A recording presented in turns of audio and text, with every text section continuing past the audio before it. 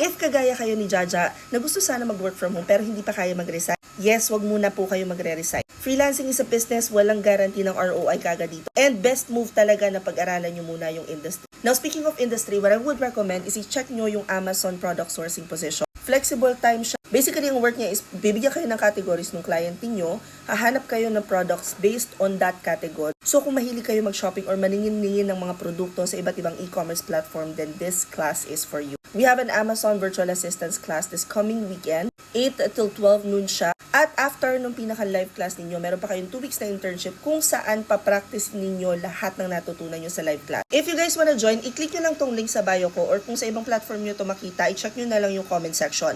It will take you to the Gig Hub kung saan lahat ng kailangan ninyo para matuto na mag-start na mag-work from home nandito na.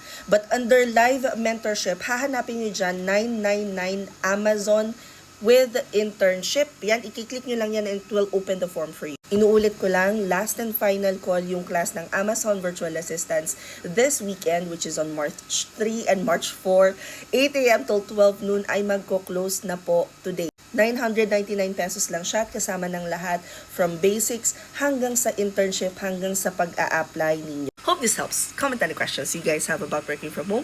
Follow for more work from home chismis and I'll see you at the classroom. Bye!